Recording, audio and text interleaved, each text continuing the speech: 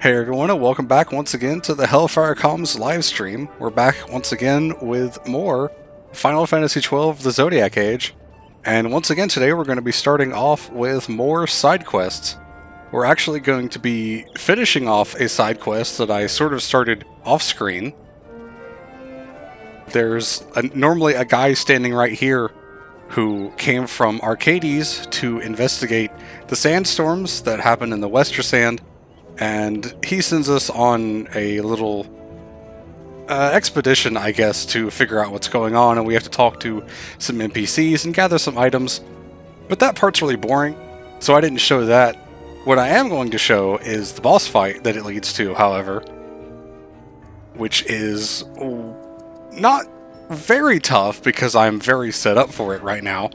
But yeah, it's probably one of the toughest things that I could do at this point that is actually in my level range, I would say. It's pretty much a giant dinosaur, and it's not the one that we've seen in the Ester Sand. No. This one is a tyrant. Yes. We haven't actually been to this part of the Ester Sand yet. This is our first time in the Corridor of Sand. We're heading for that little connector that connects the north part of the Western Sand to the Ester Sand. And I'm doing this mostly because I get to show off a cool fight at the start, and also because it's going to lead directly into the next bit of side questing that I'm going to do immediately afterwards. Mm-hmm. It's also a really good shortcut if you're like in one area and you need to get to the other, instead of going all the way back to Rabanastre and then going to the other exit. Yeah, or using up teleport stones, because those are sort of in limited supply if you don't find a place where you can buy them. I want to say like most stores actually sell them, or at least from my recollection. Because I remember I would always have 99. I know they're sold on the airships, but here we have the boss room, and as you can see, our mini-map is freaking the hell out. So what we're going to do is I have all of the party members that I want to use already set up with all the buffs and gambits that they need. Why does Fran not have haste, actually? Let me do that real quick. Why did I not give Fran haste? Time ran out. It shouldn't, because she was not in the main party. Anyway, this here is the Earth Tyrant. As Axel said, it's a giant fucking dinosaur. And it's the one that's been causing the sandstorms in the Western Sand. After you beat this thing, the sandstorms actually mostly stop. Let's see. I want to have Penelo cast. Someone should be able to cast Blind, I'm pretty sure.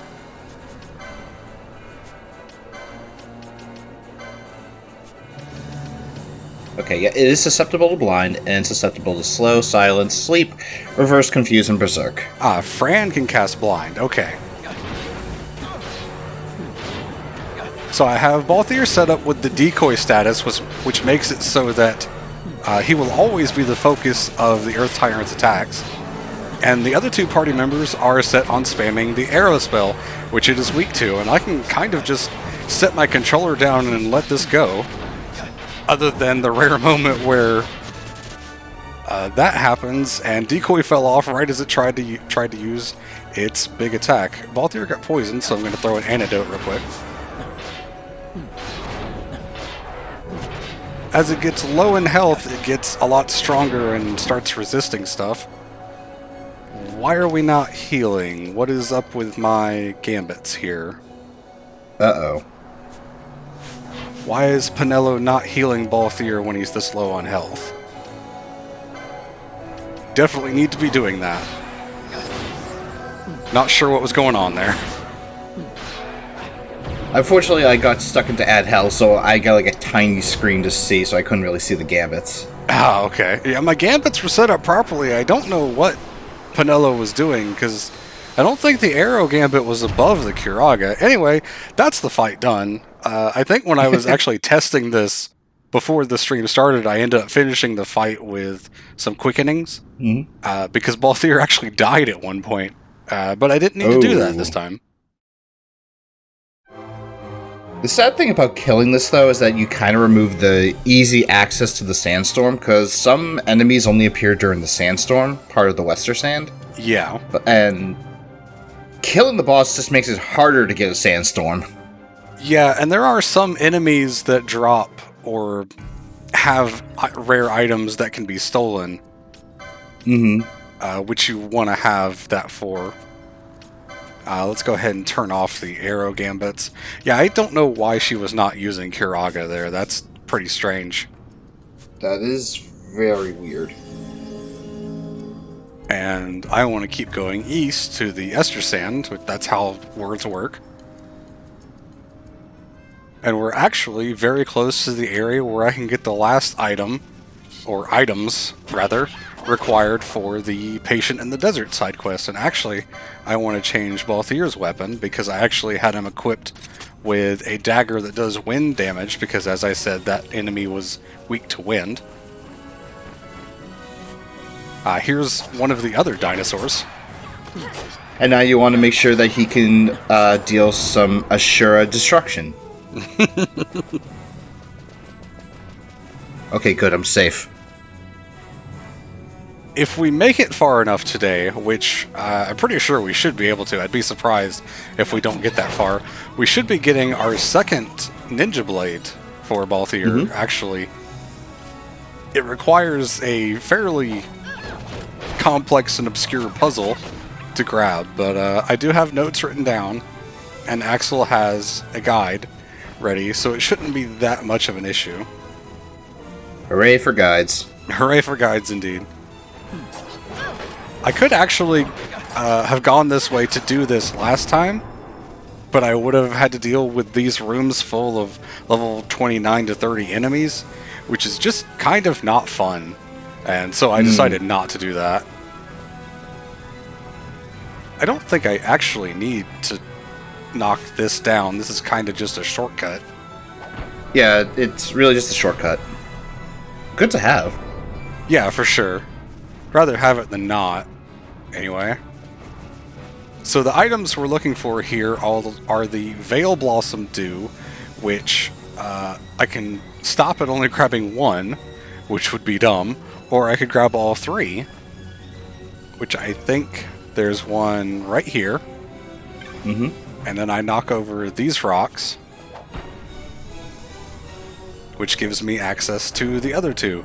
So it's one of those things where getting one of them is pretty easy, but you sort of have to know what you're doing to reach the other two. Although I guess they're also not that hard to get to. They're directly forward from the entrance to the room, but hey, whatever. Yeah. Yeah. And hey, at least you had that shortcut to get to the upper half more easily.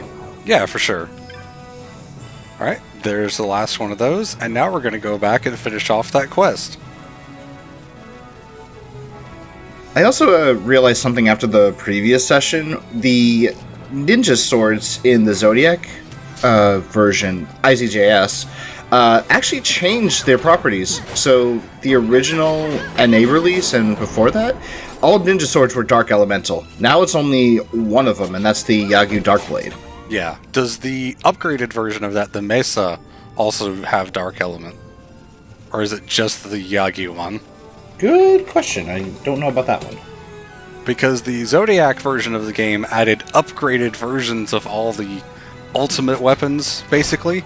And in the original Japanese version, all the titles, the names of those weapons, are basically the name of the original thing, and then an English letter afterwards. And if you put them all in order from weakest to strongest, I think it is. It's either weakest to strongest or strongest to weakest. You end up spelling out the words Final Fantasy. My mind has been blown. But in the English version, they just kind of give them all different names, so... Oops, I guess localizers didn't like that. We do have a donation, I see. Yep, $100 from Flaming Claw. Wow. He says you sent some pennies, but he has thrown $100. That's a lot of pennies. Thank you for the $100, Flame. That is excellent. Alright, so now that we have the 3 Veil Blossom Dews, and the Great Serpent skin that I picked up from a hunt back in Bujerba, we can finish this off with the best reward, actually. And we have to go wait for like a few seconds to actually have the guy get healed, or the person that we're getting all this stuff for. Let's see if it only takes one room this time. Okay. We'll walk out of the village again. While I'm waiting on this, I will mention that I am raising money for the Parkinson's Foundation. That's what that big donation Flame just put in was for. If you would like to donate, you can use !donate in the chat. I'll be doing that throughout the entire month of December. And back on with things. Looks like the patient has recovered, and it's a Moogle. You only get the Moogle if you actually turn in all the optional items, because you can turn in a minimum and get a worse reward, I think is what it is. I gotta find the rewards because I'm looking up the Mesa and the Yagyu Darkblade stats. Ah, okay. But now we have access to the Barheim Passage again. Yes, which we're probably not going to go to for a long time, if at all. We also picked up another golden amulet, which I think is actually the third one that we have. Let me check. Yes, I have 3 of those, and that doubles license points earned, which is typically a good idea to keep on your reserve party members, because if they're not in the main party, then it doesn't matter what accessory they have equipped. Mm-hmm.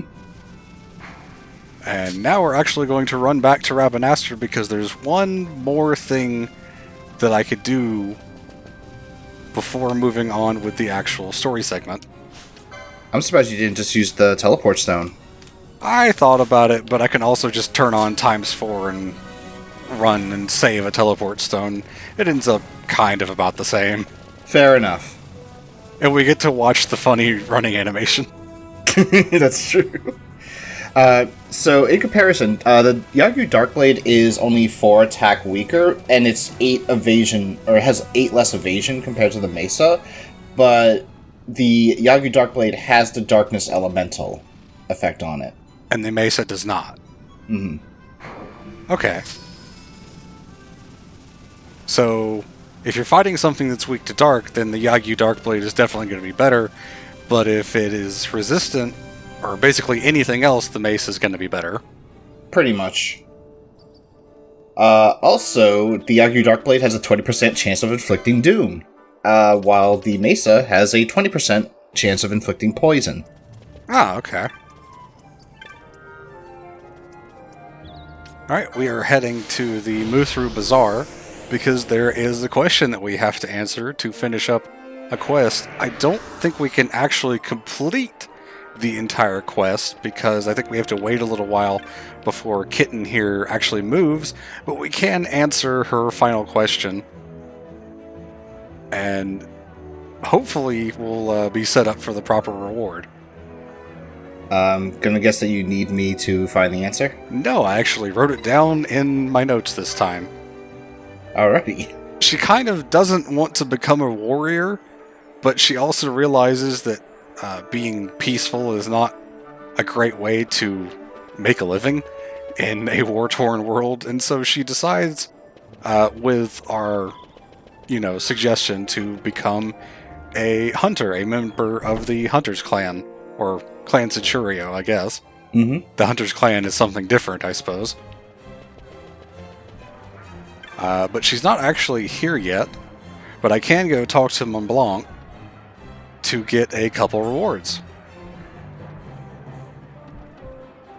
We got a couple rank ups with our clan rank, and that one right there, the Risk Breaker, is actually a reference to Vagrant Story, which I learned the other night because I kind of randomly had a desire to look up stuff about Vagrant Story. And Risk Breaker is the title of, I guess, the guards or the military in that game. I don't actually know that much about it, but I am sort of interested in trying out Vagrant Story at some point. All I know is that it does take place in Ivalice, but it's... I don't want to say like it's tied to Final Fantasy in terms of like all the Evil East related games, but more of like a nod to it, I guess. Yeah, there's definitely references to each one. The director of Vagrant Story has gone back and forth, actually, on whether he says it's part of Final Fantasy or not.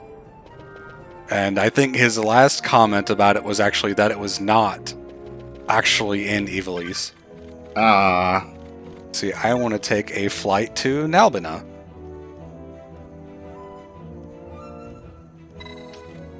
I don't actually care about being on the ship. I just want to fly there. I don't care about the airship itself. But don't you want to do the other side quest that involves it? Well, I've already started that off screen. There's a flight attendant who is being harassed by an Arcadian noble, and you basically stick your nose in it, and he issues a challenge that if you can spread word to the other flight attendants who are all sisters, think kind of a Nurse Joy kind of thing, that if you manage to do that, the Arcadian noble, who is a snob, of course, and all of his brothers will leave the flight attendants alone. And it's not really that interesting to show off in any way, and so I don't care. Yeah, because you have to like go on just about every single flight. Like you have to go from Rabanastre to Nalbina, and then Nalbina to Rabanastre to get the other flight attendant, if I remember. Yeah, for sure. And now, actually moving on with the story, we are entering the Mosferan Highways, which, again, we could have entered already, but high-level enemies, so probably better that we didn't. These things are level 30, and if I came here at the beginning of last session, they would have been pretty tough for me. Although in my off-screen grinding, I did actually take out one of the hunts that's in the Garam Scythe Waterway, which requires fighting some level 39 Malboro Overkings. Very weird that the game sent me to go do that in place that I'm at now, but whatever. What was it, the White Moose hunt, Yes. or am I thinking something different? Yeah, it was that one. Oh, yep, I actually see it in the guide. Marlboro Overkings. Oh, jeez. Yeah, I didn't actually read anything about that when I was doing that. I was like, why are these enemies so strong? And they're Marlboros as well, which means, of course, they're going to have... this is a rare enemy, I think, that spawned here. And I also see... I saw an elemental a little further down the ways, so hopefully that doesn't come over here. But hey, free rare mark. Might as well get some extra goodies. Yeah, if I actually get anything good out of it. I got an Arcana. Wow, that is actually really good. Holy shit. Arcana is a rare drop from some enemies, which is used in a lot of bizarre selling things in order to get some of the best equipment in the game, or used to get items that are used to get the best equipment in the game is probably a better way to say it, because the Arcana is used to get high Arcana. And the Arcana is also the means by which all is revealed. Ah, yes, Persona reference. I understood that one. Also, I'm kind of disappointed because Square could have made history one of the earliest attempts at the 69-420 joke with the White Moose's HP. Oh, alright. Because it has 69,469. Okay. So at least it's double nice. Yeah, I guess there's that. Alright, let's grab this crystal so we can teleport back here if we need to. There is a treasure chest here, which I definitely want to grab. I don't know where it is, so I'm just going to run around until I find it. Either that, or you could read on the guide where it says the chest for the thief scuffs is. You know what? I'm actually going to do a better thing. I'm going to go to the link I sent you from the Steam thing that shows the map. Ah, okay. Yeah, in the meantime, I'm just kind of running around. Thankfully, I pinned that message to find it.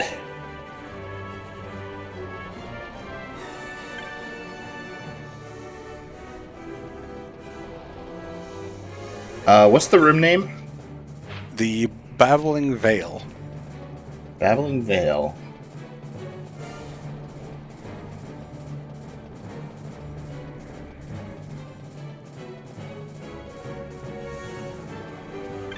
In the meantime, I'm going to use this shop to upgrade any gear that I could buy.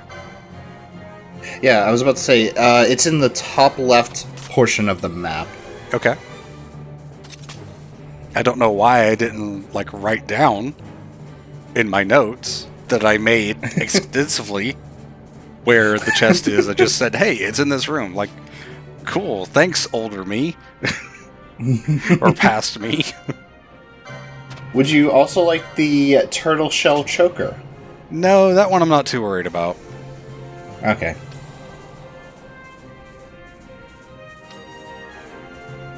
Yes, the Avenger with its common berserk trait.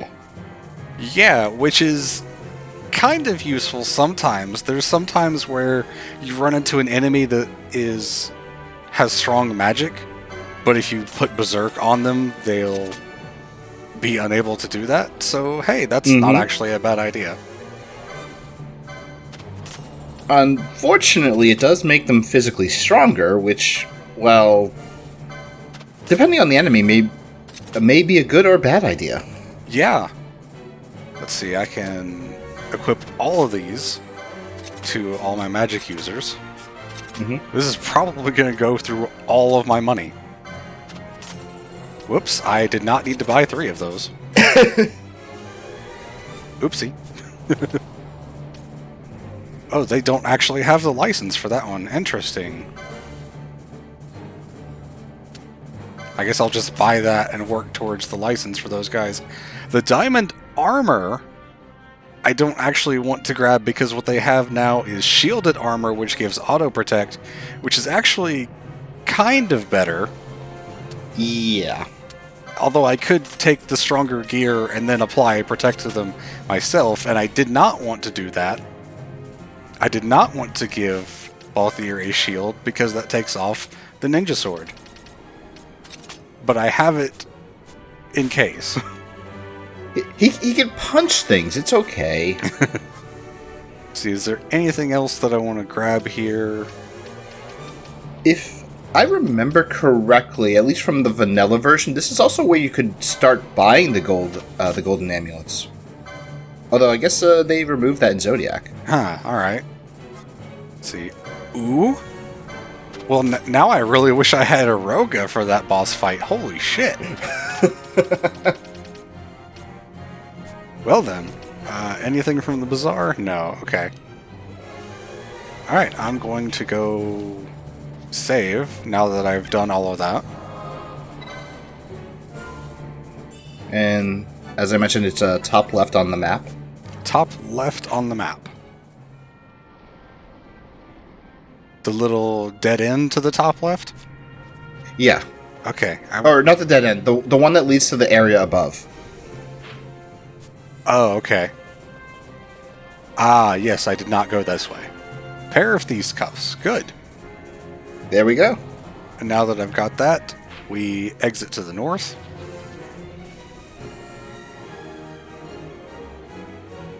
Oh, there's some Jilly boots in this, or Gilly boots, whatever it's pronounced as. Yeah, I would pronounce it as Gilly boots. Because of Gil?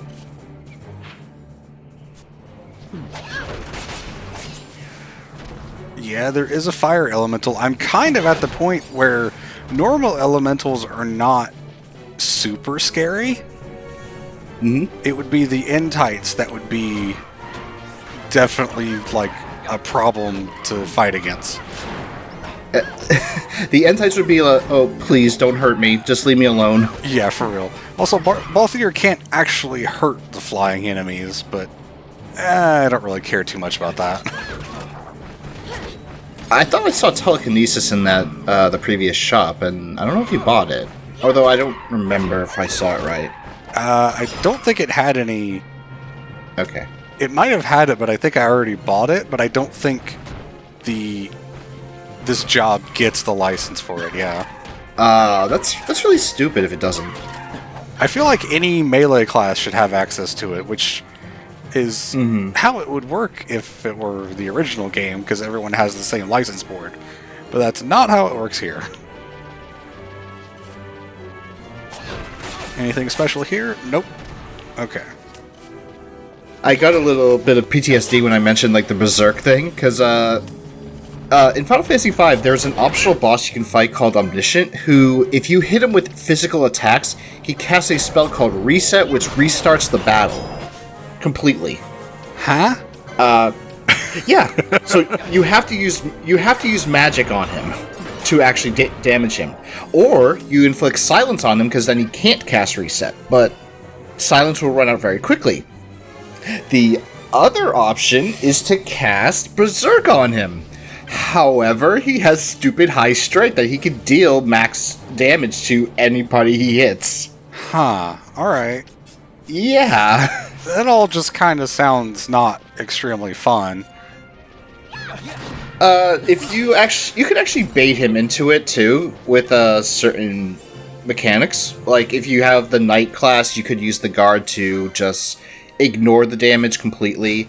You could use the white magic spell Image to dodge it at 100% rate. So there are strategies around it, but still, it's kind of silly. Yeah.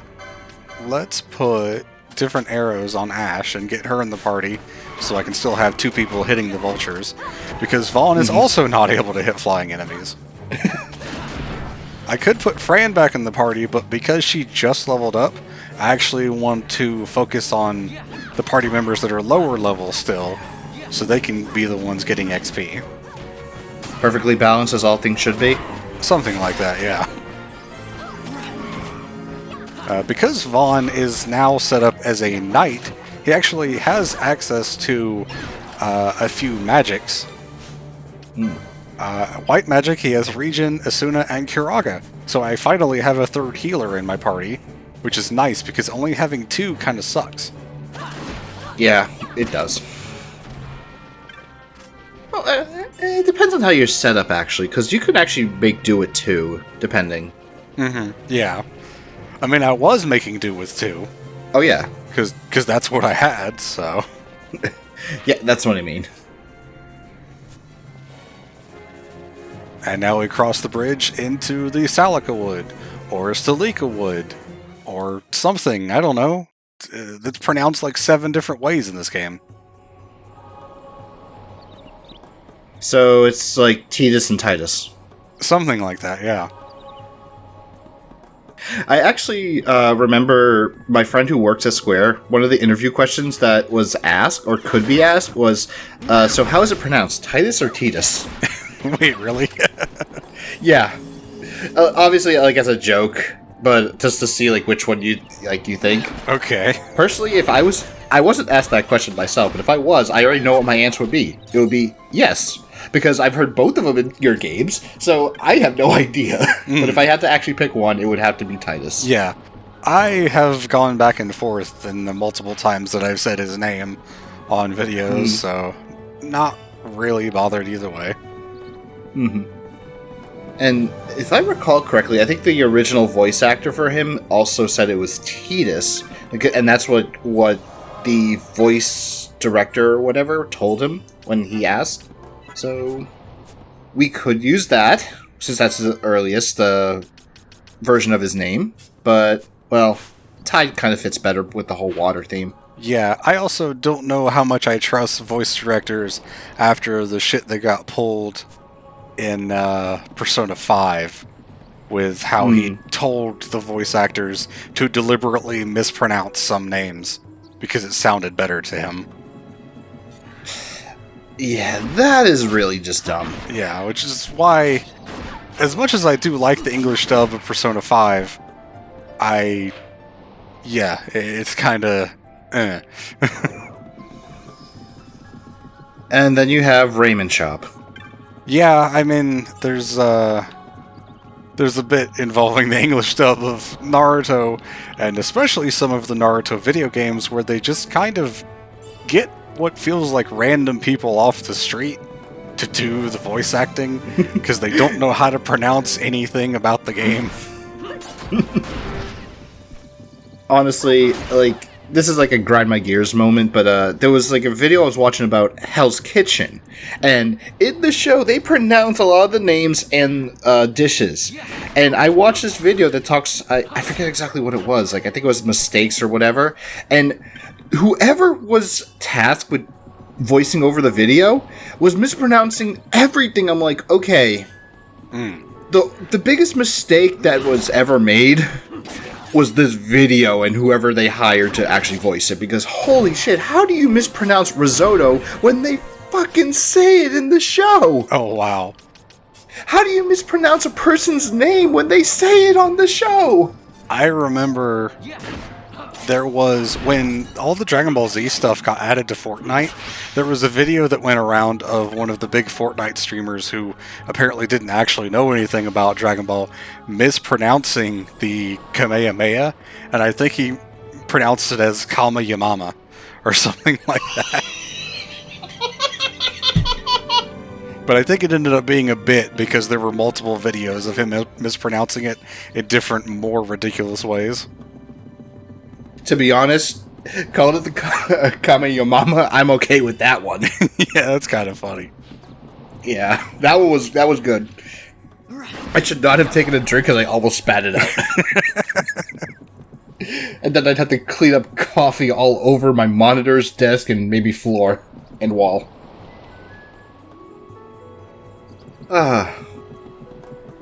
Kamehame Yo Mama! God, that would be like a teenage Goku if he wasn't so stupid. That reminds me of the couple times that I actually ever played Overwatch in my life. One of the characters, very famously, yells out a bunch of Japanese words to do his attack, and it's something like Ryuga Wagateki wo Kure or something like that. And because that ultimate attack was so powerful, we used to say it was like Ryuga Wagateki wo go fuck yourself.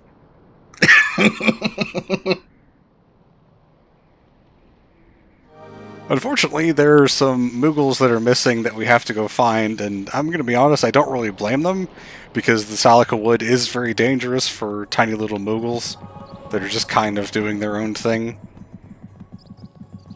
On the bright side, at least there's no Moogle eaters? I guess? Let's see. The guide is actually telling me to go north. I guess we're going to circle around and come back to the lower path ones. Let's see if I can find it. These two exits up here are not going to be taken, because this one leads to the Nebraeus Deadlands, and if I can get to the right room, this one leads to the Necro Hall of Nabudis, which are, as I mentioned before, very high-level areas that will kill me. I do agree the Salica Wood is very chill compared to most places in the game. It's definitely still dangerous, but it has that vibe to it, I suppose. Yeah, alright. There's only one exit to go out of here the way that I need to go, so I guess I'm going that way. I kind of like how they also mark the Moogles on your map, too. Yeah, that is really nice. Once again, more Malboros. I don't think these are very dangerous because it looks like it only inflicted me with slow, which is pretty easy to deal with. I mean, they're kings, so you gotta be careful.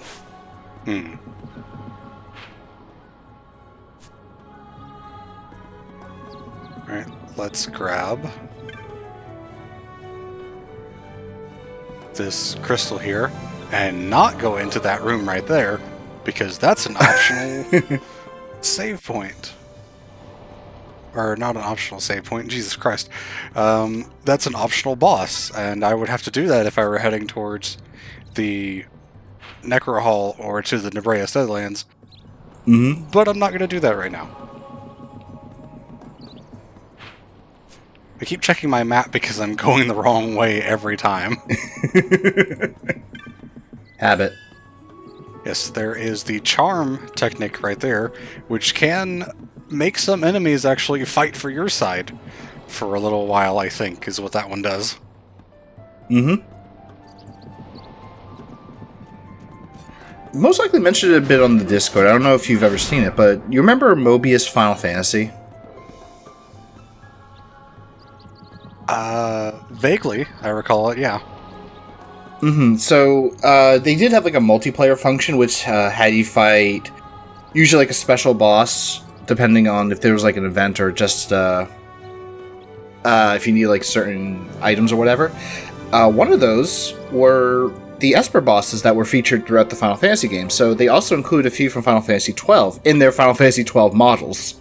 Oh, alright. Like, they were pretty much like in different tiers. Like there was a tier 1, tier 2, tier 3. But tier 1 was like kind of like the typical ones, like Ifrit, Shiva. Who do they have for lightning elemental? Ramu? No, they didn't have Ramu. Or Tiamat? No, they didn't have Tiamat. Tiamat was like a regular. I don't want to say regular enemy. It was like more of a boss enemy, but not like a multiplayer battle. Oh, jeez, I'm gonna have to look that up because now it's gonna eat at me. But like tier 2 fire was Belias. Yeah. They featured Andromelech as well. Zolera was also featured. Mm-hmm. They also had Chaos from this game.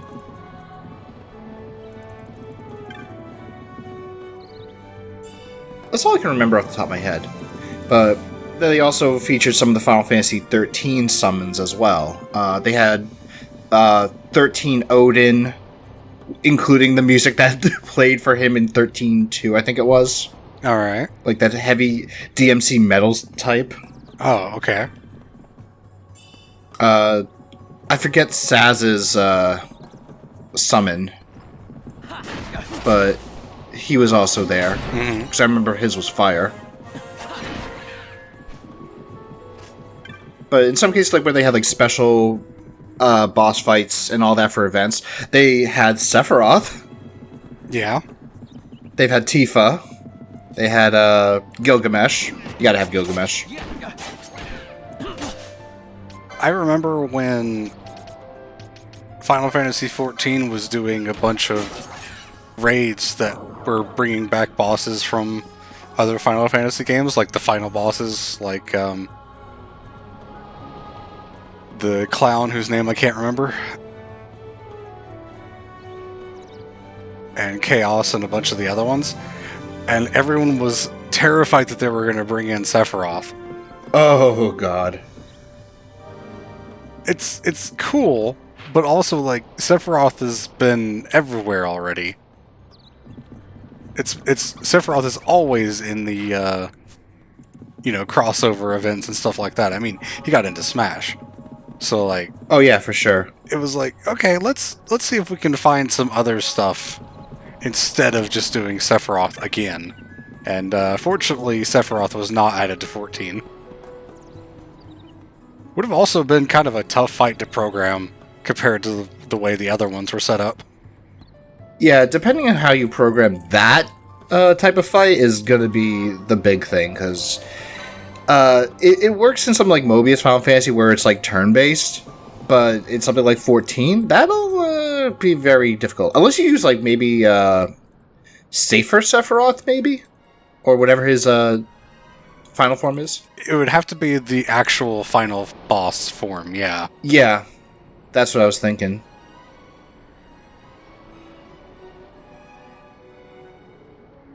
So we gathered all the Muggles while we were talking about that, and they finished the gate. I don't know what was actually wrong with it, but it works now.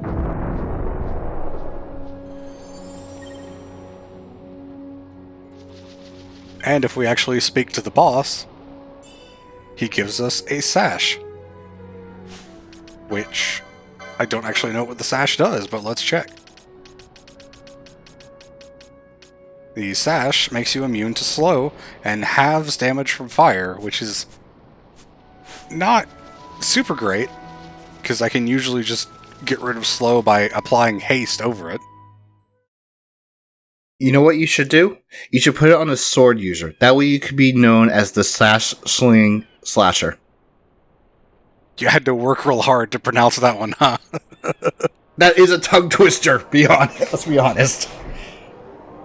Alright, welcome to the Fawn Coast. I believe this is where, in the original version of the game, you had the rows of 12 treasure chests that if you grabbed any of them, you would be completely blocked off from grabbing the Zodiac Spear. Once again, because this is the Zodiac version, Zodiac Age, that is no longer a problem. And those chests now correspond to other chests out in the world, where they will disappear if you grab where the original chest is. If what I was reading in the guide is correct. And the Fawn Coast is also fucking huge. We can't actually see it right now, but we should be able to get a map fairly easily. This is also the point in the game where drop rates from chests go down spectacularly to the point where the chance of getting any item of gear that you want, I need different party members to fight that thing. All three of the party members I had were all regular melee. Stupid birds. Yes, the drop rate for any item of gear that you might want from any chest drops down to about 3%, or even lower in some cases, starting in this area, or maybe it's the next area, the uplands, where it drops down. But this is definitely the point where spending a lot of time grabbing treasure chests over and over for gear becomes less useful, and instead you want to go for just buying your gear, because you would spend a lot of time grinding for chests.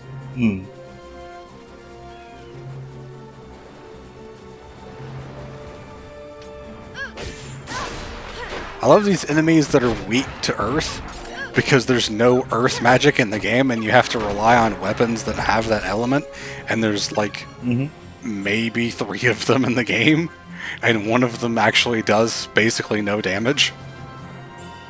Oh no. So yeah, thanks for that. Yeah, thanks for that, you son of a...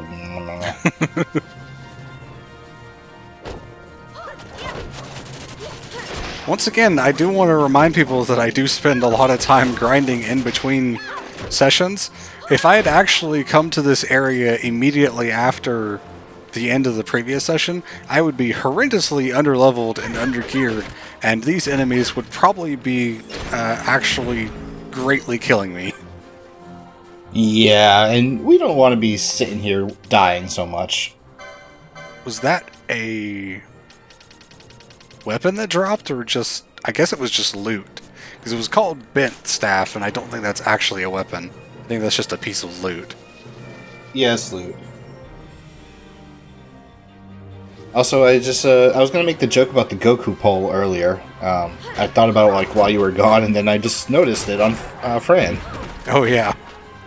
Yeah, I guess Fran is better than Goku.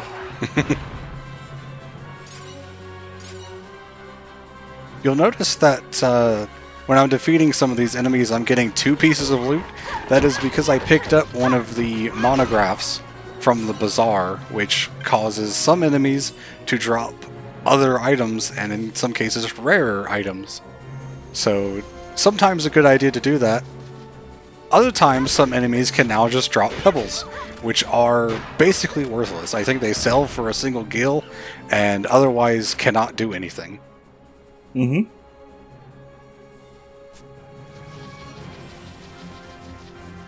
mean, you could try throwing rocks at people, see if that works. Can you throw pebbles at enemies by using it as an item? No, we can throw meteorites. Ah, okay. Those have different effects depending on which kind of meteorite it is. Yep. Funnily enough, the game has a subtle way of telling you which one is which, and it's in the item description when you hover over it. Okay. That bird really did not want to fight today. It really didn't.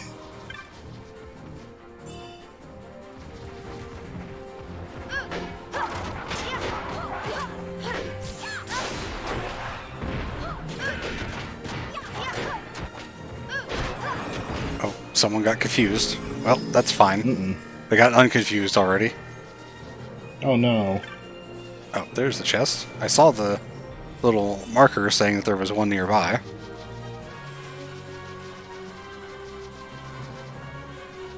And through here, we gain access to the Hunter's Camp, which is where a very, very, very long side quest that I am probably not going to be doing takes place in the Hunt Club. Certain rare monsters can appear after starting the Hunt Club side quest, and a lot of them are very strong and in very dangerous places. But the rewards can be really nice. I think it's actually one of the only ways to get the Zodiac Spear in this version. Besides trial mode, I think so, yeah. And yeah, like you said, this is pretty much where like a number of enemy rare hunts will spawn. The sad thing is they are one time only because they drop a trophy. Mm-hmm, yep. Use its power to restore Dalmasca? Something like that? I think actually if I had decided to go to the north part of the Salika Wood into the Nebraeus Deadlands or the Necro Hall of Nabudes, there's an extra cutscene that you can get where the party is basically like, we probably shouldn't be here. The kind of power that this place possesses is something that we could use, but it would be very dangerous and we're not actually looking to murder a lot of people or something like that. And Ash says, yeah, that's not what I want to do, and so they decide to leave. Which, of course, after the cutscene is over, you can just continue on into the very dangerous area if you decide. Also, funny little background event between Pinello and Vaughn. Mm-hmm. And in the meantime, I think we also just learned that Balthier's dad is Dr. Sid. Mm-hmm. And he used to be a judge. Yeah, that part is pretty easy to forget, actually. Because I never remember that specific bit. Yeah, because they just, like, say it and then just, yeah, go away from it. When he lost his heart to Nethicite, lost himself. Yeah, the more important part of this is learning who his dad is, more than the part about him being a judge. We're just going to ignore what I said wrong there a second ago. His footsteps.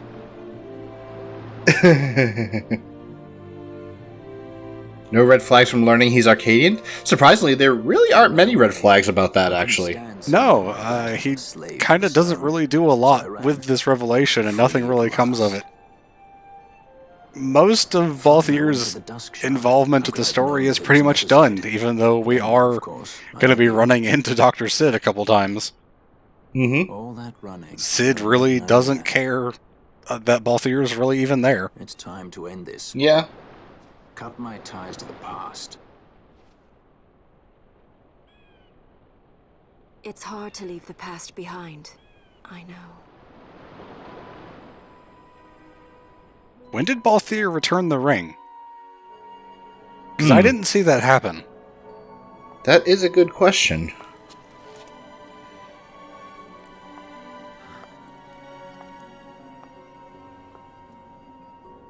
Marriage of convenience. Symbol of the alliance between Nebradia and Dalmasca. No, I just remembered. There was a video I watched about Final Fantasy XII that had, like, details that you may or may not know about from the game. And part of it, like, being concept art as well as, like, pre-release stuff. Good example is that New York City actually dedicated a day specifically for Final Fantasy XII for their release. Huh. And they had cosplayers going out, walking along the streets. Okay. I'm sure pretty much everyone in the city found that to be very strange. But don't give your heart. Yep, and the funny thing is, it was also the biggest event that they've had. Like, and Square, they will do like big events like that for other games, even in like New York City's Times Square. But Final Fantasy XII was the biggest, like even compared to other major releases for their games. Surprisingly. All right. Kinda cool. Let's see. There is another hunt board here if I wanted to take some hunts, but not interested in that right now. Don't you want some carrots? No. No, I don't want to do that hunt.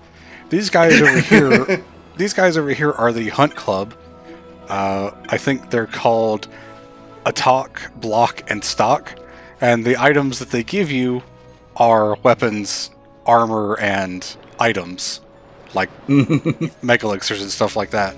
Depending on which one you go for. And I need to find the Cartographer's Guild Moogle. I seem to recall he's way up here. Yep, here he is. Did anyone run around shouting they were Captain Bosch? I don't believe anyone did. They probably wouldn't have wanted to spoil the game at that point. That too. Also, I do remember that Mega 64 video as well, Hamstar. The one where a dude almost gets punched out for doing, like, the Captain Bosch part to random strangers. Also, yeah, this is how big the Fallen Coast is. And we're going to see a very small portion of it, pretty much. Yeah, it's funking huge. Let's just say that. The next area is even bigger, and areas beyond that are even bigger than that. Yeah. And we're definitely getting to the super wide open parts of the game, for sure. We're going a bit faster than I expected, but I know where I want to stop for this session and not go any farther, so I'm going to stop there no matter what. But I also know that some of the stuff that I'm going to be doing leading up to that is going to take a while. Yeah.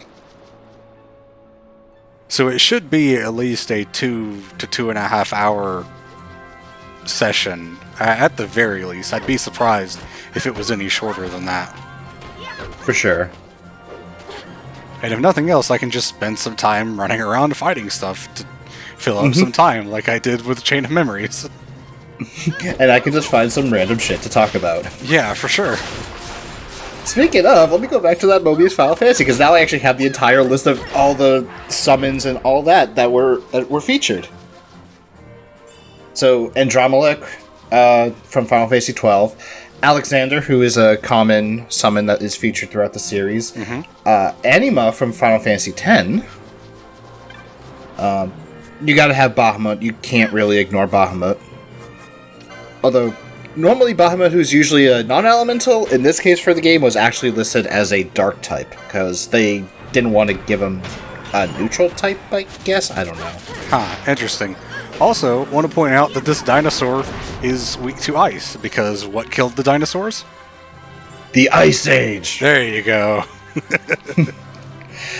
I mean, I would assume it's also weak to meteors, but I mean, we don't have any. No, we don't have any meteorites, unfortunately. Yeah, and unfortunately the Meteor spell doesn't exist in this game. Belias from Final Fantasy XII, as I mentioned, who is, of course, the fire. There was also... Oh, the Saz summon from 13, I now remember the actual name, was Brunhilde. Okay. Chaos Walker of the Wheel from Final Fantasy XII. Exodus from Final Fantasy XII as well. Which, I almost forgot Exodus was a thing. Yeah, a lot of the Espers I never really went for because most of them are optional. I think there's like 4 that are required, and we've already beaten 2 of them.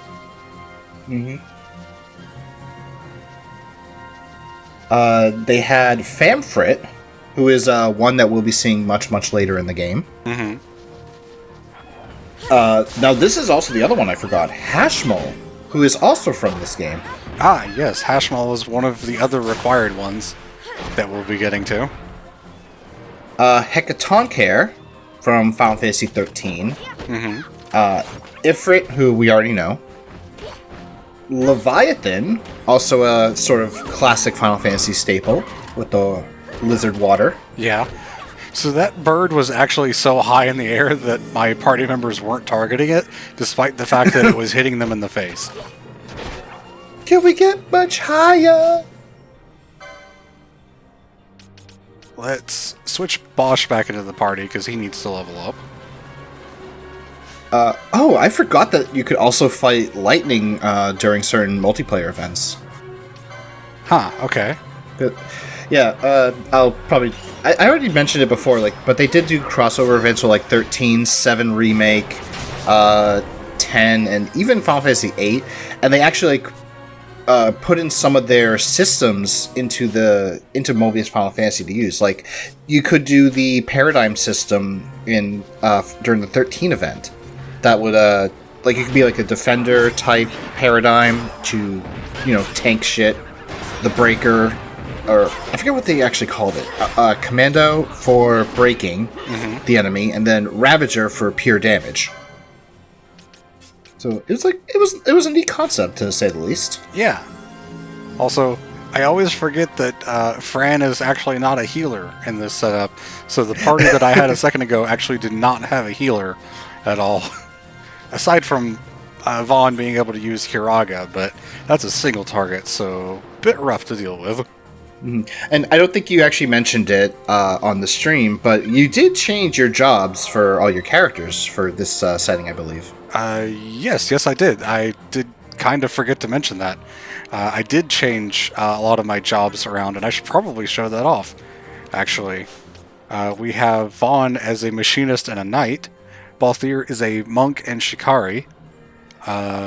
Fran is a monk and black mage. Bosch is an Ulan and a bushi. Ash is a white mage and archer, and Pinello is red mage and time mage. So everyone has at least one job different, and some of them two jobs different from what I had them on before. And I think I like this setup better.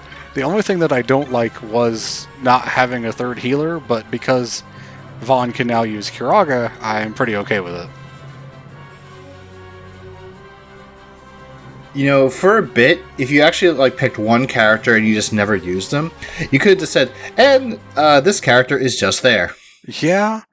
I mean, there's some characters that are probably like that they're not super great. Fran honestly kind of has some of the worst stats out of the whole party for pretty much any job. But it's better to use all 6 party members than to leave anyone not doing anything. That's true. And we are now in the Cheetah Uplands. I think it's actually pronounced Sita. Sita. Judging by some of the voice lines earlier in the game. But yeah, it's one of those words that's just made up so they get to decide how it's pronounced. Yeah, I mean, there's a ton of corals here which look like cheetahs, so wouldn't it make sense to be called the Cheetah Uplands? You know what? It's spelled that way, and your argument makes sense, so I can't disagree with you.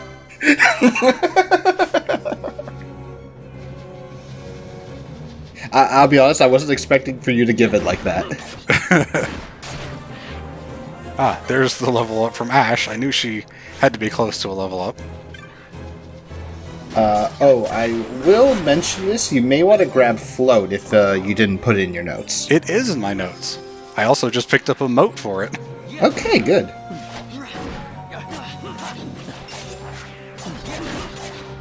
Oh, I once again don't have a main healer.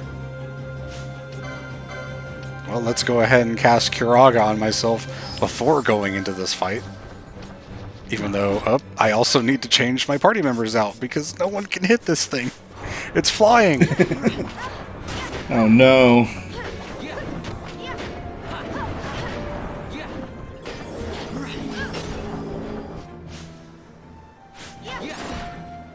You can ring my bell, Wyvern. Bell, Wyvern.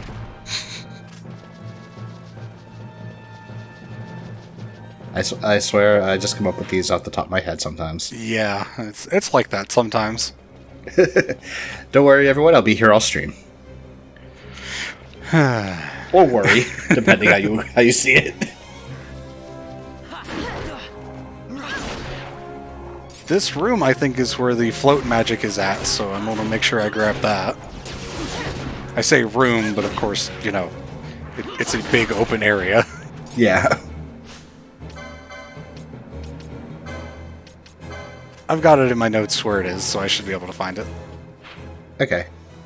Oh, you have region. I was going to say, there's also the region spell here, but you already have it, so... Yes, I picked that up in one of the earlier chests where it's available. Why are my Kiraga gambits not going off? Because I definitely should be at a low enough health to trigger that.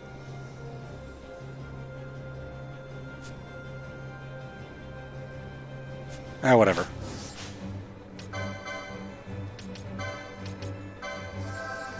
Do you remember how much HP you had before Vaughn just healed? It was like 600, maybe 500. Okay, yeah, you weren't low enough. You had to be at 512. Oh, okay.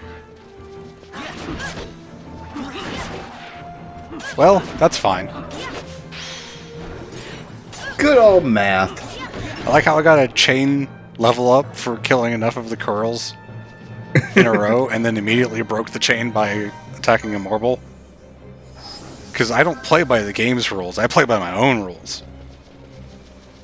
Oh man, Spar is a he's a rebel.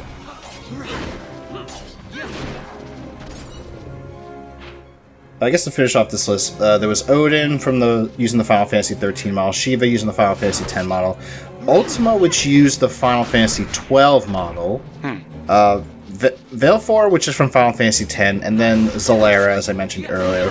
Also, I almost, but also didn't forget this guy. Tyro from Final Fantasy Record Keeper was also a multiplayer boss. Oh, okay. Because they did a crossover event as well.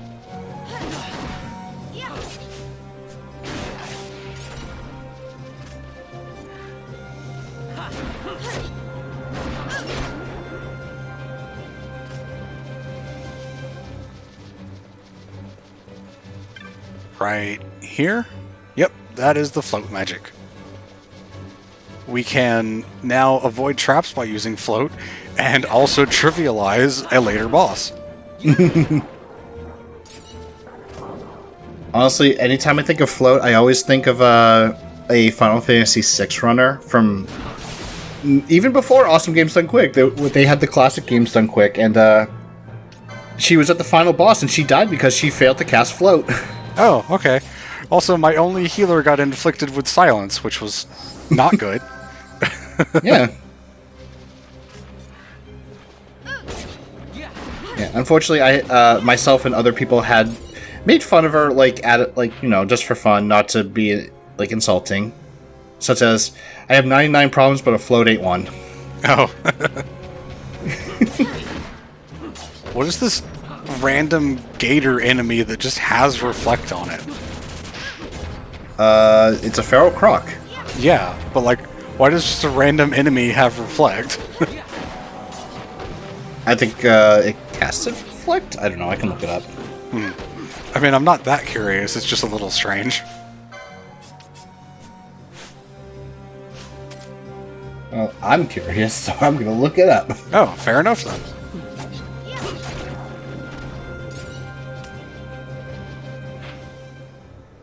Oh, yep, it actually knows reflect.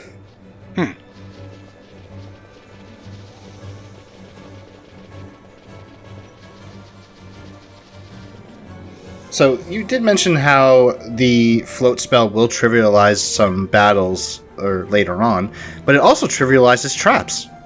Yeah, you can float right over them as the spell is named. And so we have to talk to this guy because, well, he's being pestered by some enemies, and we're going to have to take those enemies out in order to move on. Unfortunately, because holy shit, this is probably one of the most annoying fights in the game, and we'll be getting to that fairly shortly. Ah, yes, this one. Yeah, it doesn't even have a name for the hunt, it's just, Yep, because they don't exactly know what the hell it is, they just know that it's a problem. I like how, as I started moving away from the guy, I was still in the normal speed because it was a cutscene. And so I walked at normal speed for 2 steps. Let me tell you, playing this game for hours at a time at 4 times speed, and then going back down to 2 times speed, makes everything seems like it's in slow motion. It doesn't seem like it's double the normal speed, it feels like it's slower than normal speed. So, I have mentioned before, I have played the original 12 on the US 12 with cheats, including a movement speed cheat to just make me go, zoom. And playing without it is oh my God, this doesn't feel good. Yeah. I've said before that the idea of having to check a bunch of rooms either for grinding chests for gear or for RNG manipulation, whichever you were happen to be doing at the time, without having the speed up function, just sounds horrendous. Like I could not imagine it. Let's see, and now I want to go to the south, according to this, I think. I once again don't have a healer. Fuck. Interestingly enough, you can find a number of 3% chance items here, which, if you're lucky enough to get those, well, that would be good. I mean, I'll be going for them, like, during my between session run. Oh, yeah. But otherwise, no, I'm not going to go for that shit on the stream. I'll grab any chests I run into, but I'm not going to, like, grind for them or anything. Hi! Trap instantly upon entering the room. It was south out of the other room, which I already went south out of, and then I go north out of this one. Okay.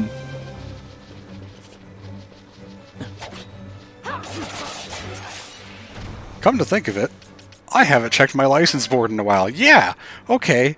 Everyone's kind of got a lot of stuff now. A lot of license points. Should probably grab some of these. Probably should.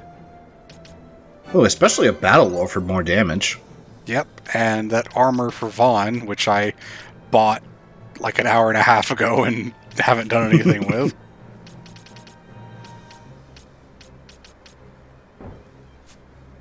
Nope, can't grab that. Alright.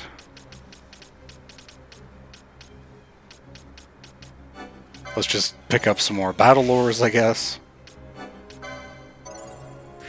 Yeah, you might as well go for the battle lores just to deal more damage, make the fights even quicker. And a swiftness to reduce his action time. Because that's good too.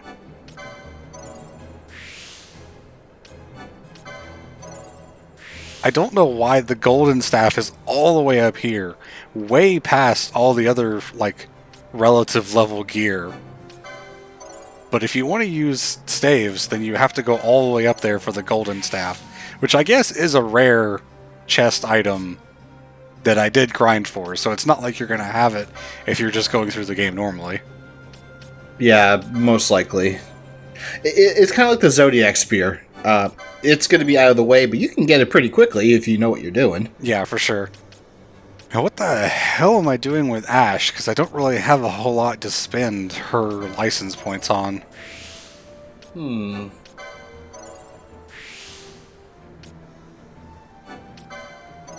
Phoenix lures are kind of worthless because I'm pretty sure I can cast Raise by this point. I picked one up anyway because, I mean, why not? I should definitely go for these for the HP increases. The Phoenix lures are good if you have a character that doesn't have access to Raise and your Razor dies. This is true, yeah. Always good to have a backup and a backup for your backup. More HP for Penelo because she has one of the lowest HPs in the party right now.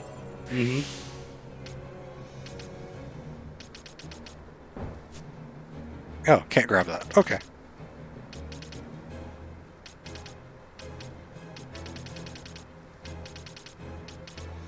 Alright, I guess that's fine for now. I'm not bothering with the golden amulet because, one, again, this save file is not going to be kept, so it doesn't really matter what I do. And two, that would require me to switch around the accessories that I have on everyone every time they switch in and out of the party, which, as you've noticed, is probably happening a lot whenever they level up. Yeah. It's probably better to just not bother and only use the golden amulet when I'm actually doing grinding. I like how Marlboros can be poisoned, though. That seems kind of ironic. It kind of is, yeah.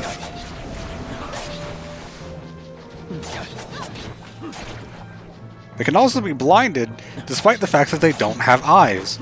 Oh, actually, I guess they do have eyes. They just have a lot of eyes. Yeah. Oh, that's really strange. I don't like that. You just imagine a Marlboro with like a ton of eyes and just realize, oh god, that looks super, really bad.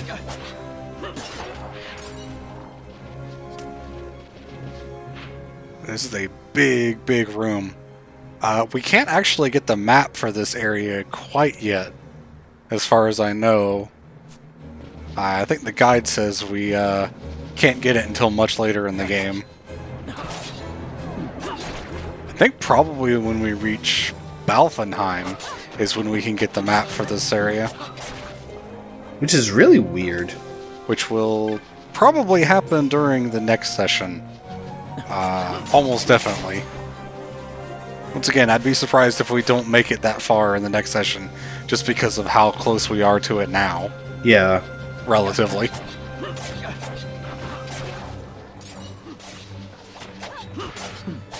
I think like at this point we're about like 55 to 60% of the way through the game. We are very rapidly moving through the game because I'm doing a lot of the grinding off screen, and so a lot of the time that would be spent on that in a normal playthrough is not being covered on the stream. So, True. Yeah, thank me for that. Thank you, Spar. Oops. Balthier got hit with Petrify, so we need to use Stona to remove that. See, and I'm going northwest out of here.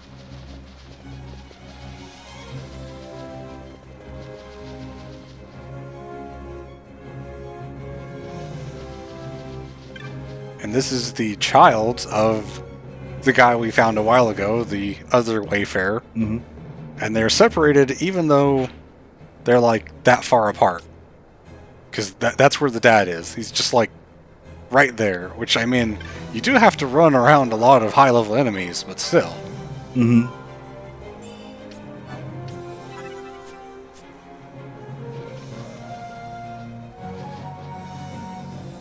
Okay. And then it tells us to go back to the east, so I guess the only reason to come here was to talk to the kid. Thank you, guide. Yeah, the father did want us to find the kid, so we found the kid. Got to get the important lore behind these Arcadians that are out here in the middle of nowhere for whatever fucking god-ass reason. Mm-hmm.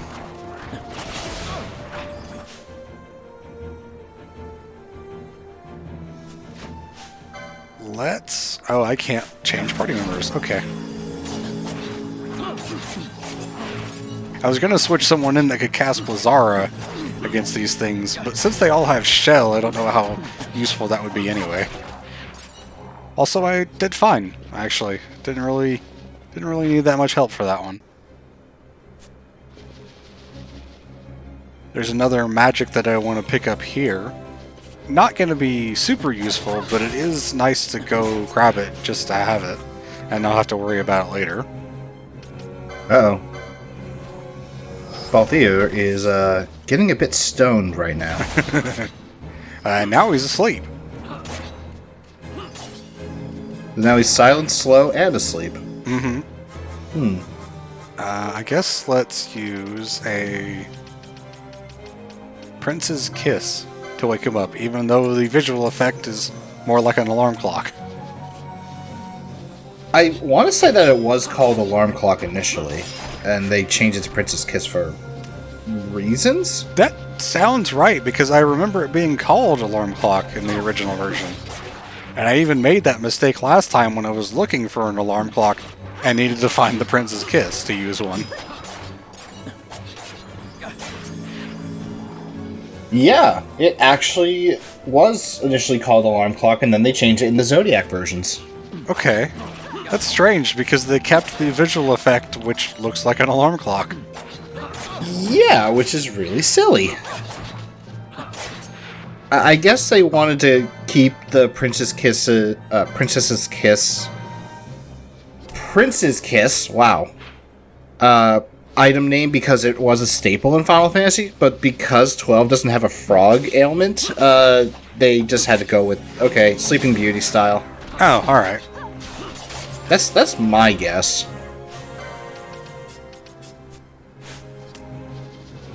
Bosch just got like 3 level ups in a row because he was in the party for so long, but he was falling behind the others before I added him, so I guess it's a nice trade-off.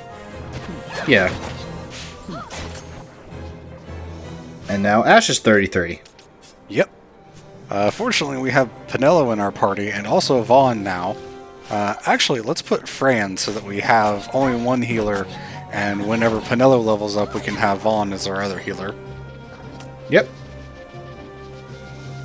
If we come over here, this is the Blindga magic. I don't know how useful that's going to be to have, but it is nice that it's there and it's guaranteed. I wonder if the Ga level will actually have a higher chance at it. Actually sticking. Does it work on the next boss fight, actually? If you can check that for me, please.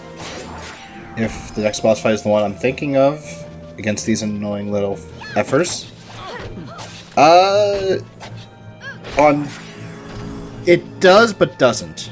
Some of them resist it, okay. Yeah. Or are immune, I guess I should say. I was gonna try to not spoil it, but yeah. Other than that, most of the other, like, all of them tend to be not immune to, like, most status or other status effects. Like, they're all vulnerable to disease. Which I don't think I can really inflict anyway. 3 of them are not immune to slow. All of them can be hit with Berserk and Libra, but would you actually want to hit them with Berserk? No, and Libra just means you can get more info about them. Most enemies that are meant to be bosses or otherwise powerful are resistant to the extra information you get from Libra. Other than that, it's like 2 of them can be hit with Blind, 1 can be hit with Sleep, 1 can be hit with Confusion, and the other can be stopped. Mm-hmm. Better a hair unseen than a rat. This is going to be pretty much the last area of this session, but it is a big area, and there's a lot to do here. That once we're inside. Mm-hmm. Won't the city watch find us? We'll do what we can to blend into the crowd. No, Pinello, it's going to be fine. No one actually knows what any of us look like somehow. True. You're a princess and we didn't even recognize you. I noticed.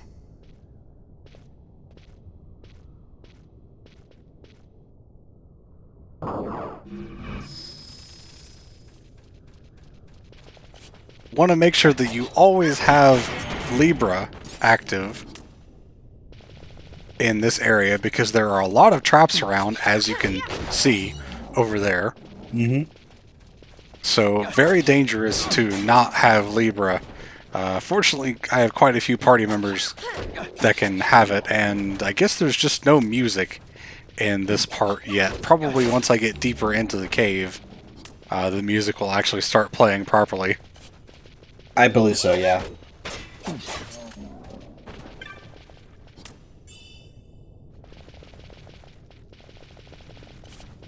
Nothing much special here in this first room, just some new enemy types, I guess, for us to take out and stuff like that. I don't need to go that way. I actually need to go north. I have no idea what I'm going to do for this next boss fight, by the way.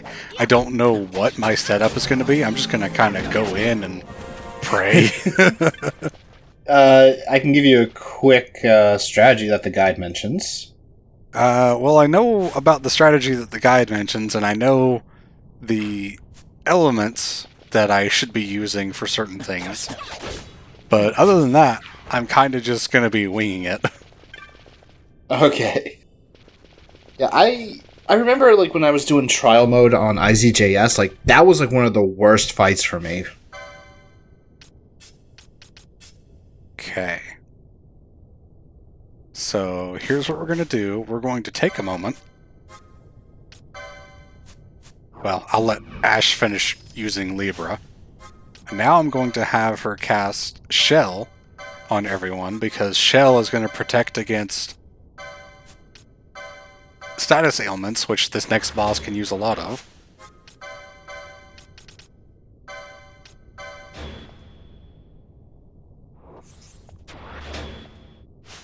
And next what I want to do is take Fran and Pinello and set them up with some very specific gambits, assuming that I have the right thing. Yes, I do have Fire Week as a gambit that I can use. Good. Nice.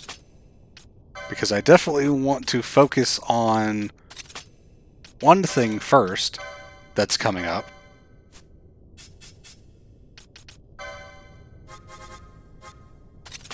One of the things that I'm going to be fighting that I want to take out first is going to be weak to fire, so I want to focus on that one before going for any of the other things, is basically what I'm doing here.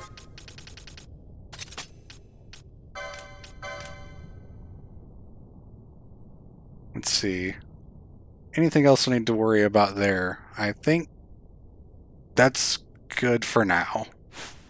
I'm surprised that you gave Pinel 2 Fire Week gambits. Well, it's because I have 2 gambits usually for when they use magic. One for the party leader's target, and one for the nearest visible enemy, in case the party leader isn't targeting something. And so I just changed both of those. Okay, so if one doesn't work, then the other should work. Yeah. And welcome to the Sochin Cave Palace. And here's these little fuckers. This is our hunt, these things that we have to end up fighting, and wow, this is very reminiscent of Ricky's introduction, actually, from Synblade. Yeah, these are the Mandragores. The Arun King, the Onion Queen, the Mandragora Prince, the Pumpkin Star, and the Top Stalk. Well, the king is already down. I don't know what happened to him, but he sure died quick. Oh, Fran is asleep. Okay.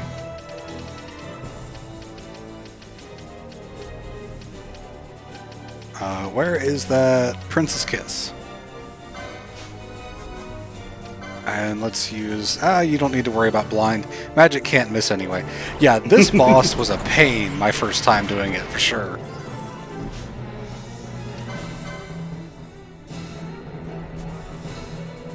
Of course, they love to run away. Why can I not switch to Ash?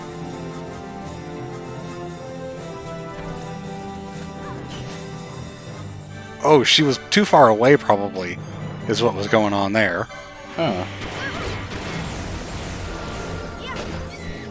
Alright. I don't actually know which one of these things I've taken out yet. Let's see. Clearly the Onion Queen is alive, since you're chasing it. That one's the Pumpkin Star. I think the one that's weak to fire has already been taken out. Yeah, the Prince. I was thinking, like, why not just go straight for Eroga this entire time, because you do have that. Yeah, I do. Again, I kind of went into this without a plan, so that's not who I wanted to use that on. Oh no. Yep, so that just got used on the wrong party member, because Ash is all the way over here. That's what happened there. And she's asleep all the way over there. Yep. And I couldn't select her because she was so far away. Where did these damn things go? Here we are. Pumpkin Star, weak to ice. I think that's the last one.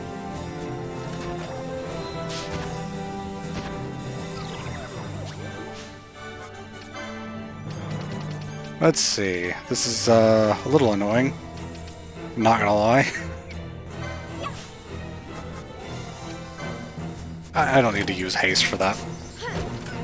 The Arun King, Onion Queen, and Pumpkin Star also have a skill called Mystery Waltz, which, when they're far away from the party, they're going to use it, and it increases their level by 10. Yes. Also, that trap was actually a good trap. That one actually restores some HP, I think. Also, if I remember correctly, that one little scene at the start of this cutscene will vary based on who you kill last. I think. These enemies also reappear in the Feywood, I believe. If you do ever want to fight them again for some whatever reason.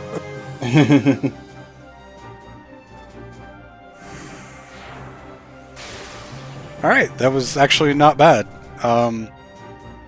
Yeah, some of the Mandragores just kind of went down to regular attacks before I even really got the chance to do anything else with them. You probably hit them like with some good AoE as well.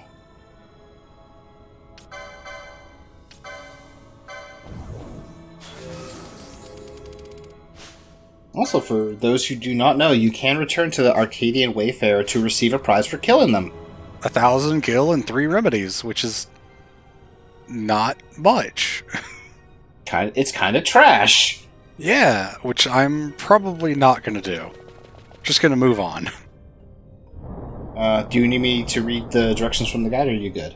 I have my notes here for the thing that Okay. we're about to be doing, which is a complex and obscure puzzle. And then there's another one right after that, which is less complex and less obscure. But I think we should be fine. And the reward for it is also kind of worth it, especially with the next boss fight that we're going to have. Let's use the save crystal. Oops, it's not a crystal. It's actually an enemy. It's not a crystal yet. I mean, it's still a crystal, but it's not a save crystal. Yeah. Also, shout out to enemies having a Quara, but we don't get that. We only ever get the base level of Aqua spells. Which is really a bad design choice, honestly. Yep.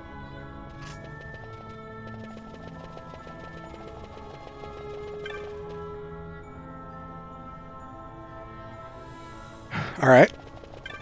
Just gonna ignore that, I guess. Yeah, we're just going to ignore the dead corpse. It's okay. Alright, through the door, and I think we are very close to starting the puzzle that I have been talking about.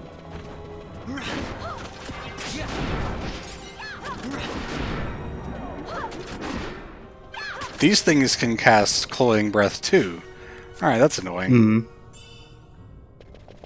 Yeah, thankfully it didn't really inflict any ailments on you. No, it missed. Which is nice that it can miss.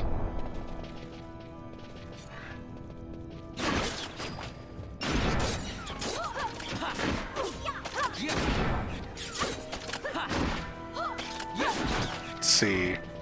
I want to go around this little loop here, because there's a chest I want to grab.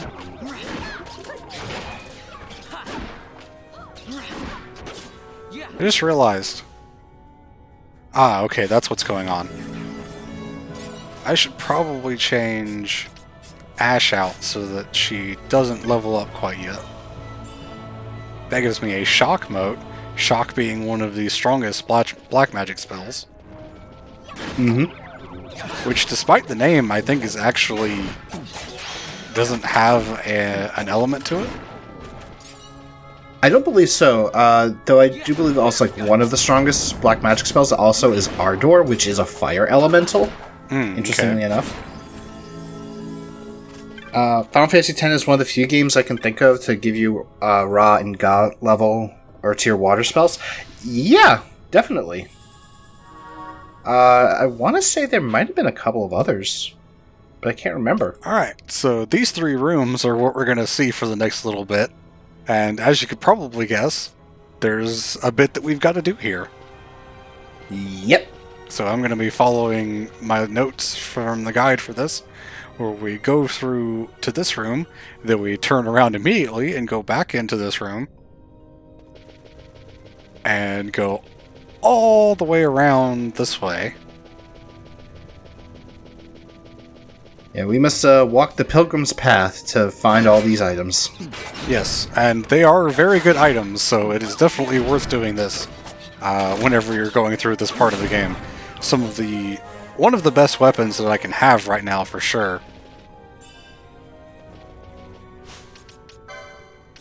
It could potentially be your first ninja sword, too, depending on how you play. Yeah, which we did get the Ashura, so that's not the case.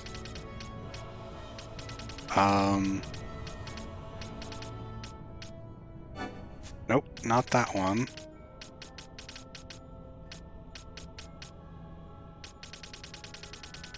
Oh, it's probably on this one, yes, okay. all the beginner ninja swords are all on the same first license. Yep. You know, an interesting thing about water spells in Final Fantasy games, you know the spell Aqua Breath, right, Spar? Mm-hmm. So you'd think with a name like that, it would be Water Elemental. Yeah. What if I told you that there is a Final Fantasy game where that is actually a non-elemental spell, despite having water elemental attacks in the game? Okay. I mean, that's not terribly strange, because, I mean, we've got Shock that doesn't have an element. Depends on what the Shock actually does, because it doesn't have to be lightning elemental. I suppose it could just be the force of a shock, or the shock of a force or whatever, something like that. Or Shock Wave. Because yeah, it's definitely non-elemental in this. Heavy non-elemental damage to a single target. Okay, and because we got that message, some of the waterfalls in this area have actually moved around. Basically what we're going to be doing is moving in a spiral pattern throughout these 3 rooms, getting closer and closer to the center. That little bit that's in the middle right there is what we're aiming for, and we have to go in a spiral around these 3 rooms that keeps getting closer and closer to the middle each time we go around. Yep. And yes, Leogon, it is 5 where Aqua Breath is coded as non-elemental. But it is coded to do, I think it's 4 times more damage to desert enemies. It might even be 8 times, actually. This is not where I want to go. I guess I'm going to have to open these doors. Mm-hmm. Because I want to go back around to... Yeah.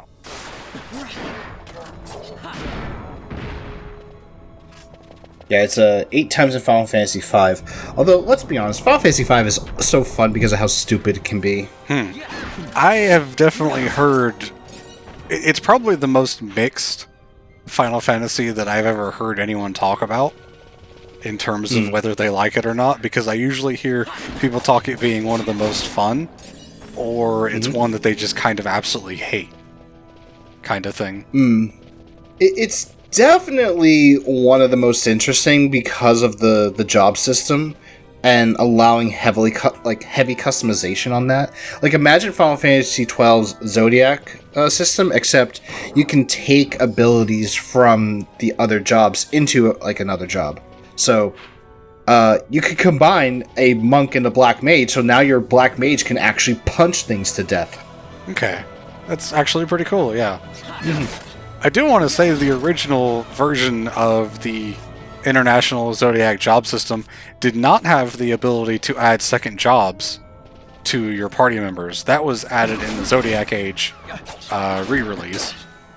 And it also didn't have the ability to remove a job to change it, so you were stuck with it or start a new game. Yeah, I mean, even Zodiac Age, when it was ported, didn't have that at the start. Only certain versions had that, and then was later added to all versions. When they realized that is actually a good thing, and we should probably put it in other versions so people don't complain. Yeah! But I will say, in terms of Final Fantasy V, though, one of the more interesting classes is the Beastmaster, because it allows you to capture enemies and release them to do a special attack. The best special attack is literally called Bear. Okay. Well, it's actually just like a regular attack, but because it's from a bear, it has a special property, so it deals like 2,000 to 3,000 damage at the point in the game where you're dealing maybe 500, 600 damage tops with elemental weaknesses.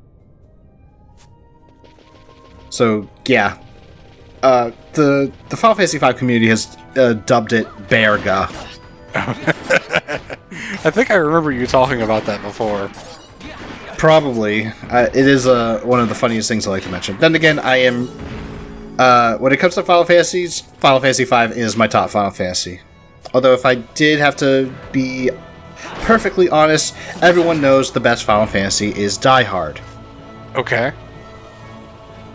It's an Awesome Games Done Quick joke because everyone was like donating for what is the best Final Fantasy, and then they did like a poll for the rest of the marathon, and Die Hard won in the end. Oh, okay. Interesting. Also, back there, I almost went through the wrong door. Oh no, Spar, don't go through the wrong door. No, that would have been kind of bad. I want to try the Forge Up Fiesta someday for 5. Definitely try it out, Leogon, because it's definitely an interesting way to play.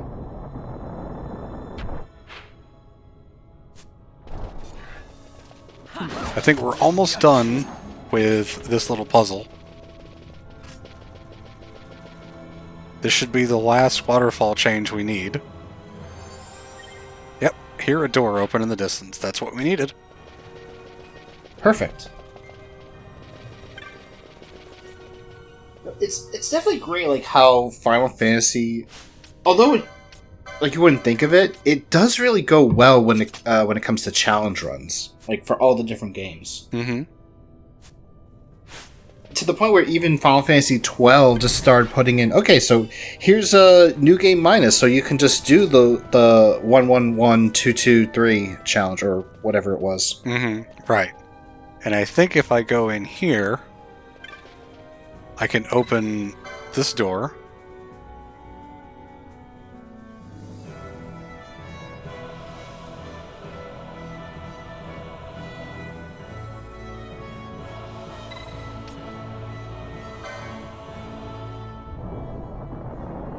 Well, that's some scary words there right there, but I ain't that worried about them right now. And we now have a shortcut that we can just go directly through here instead of having to take one of the other paths if we didn't want to have to do that for whatever reason. Mm-hmm. But now that that's done, we still can't move on because there's another puzzle that I'm going to do, even though I may not actually do the thing that it unlocks, because it unlocks an Esper, and I still don't know if I'm going to do all of those. I did see that you got the Sakura Sizeri. Did you happen to get the 1,000 Needles technique? Yes, I did. Alright. Yep, I picked up the weapon, and I also got that technique, and I got a Mega Elixir for my trouble as well. All of those are guaranteed to be in those chests, so no need to grind for them. Yep. In fact, I think every treasure chest in the Sochin Cave Palace is a guaranteed drop, so you don't have to worry about that. Yeah, I believe they all are.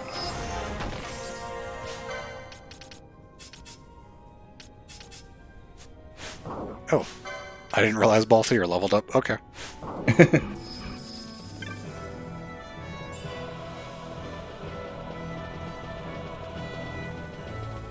And so now that we're done with that, like I said, there's another puzzle to do, which I'm actually going to head up this way so I can approach this from the easternmost side. Like I said, this unlocks the path to an Esper, which, one, I can't do right now because the other part of the door is not going to be open. And two, I don't know if I'm going to end up doing it at all. I forget which Esper this is, actually. I think it might be Exodus? You know what? I will go check. Yeah, feel free to check for me. I do remember that there is also an optional boss in this this area that is also a special hunt, if I remember correctly. Okay. Which was the Hellworm, and it's annoying as hell to fight. Mm-hmm. Yeah, that's another one that I may or may not be showing off. Hellworm is like... It's kind of like Yasmat Light, I guess. It might be a Dremelec, you might be right, Leogon. That sounds correct. No, Andromelech is in the Xertian caverns. Oh, okay. Exodus, if I remember correctly, is in a different location.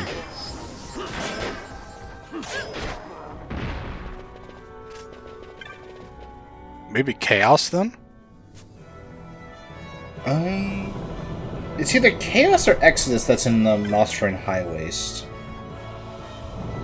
I think it might be Chaos that's in the highways, then. No, it's Exodus. Exodus is where?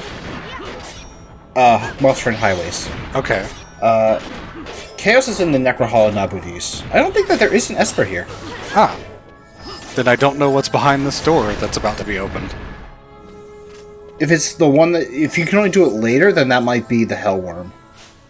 Ah, it might be, actually, yeah.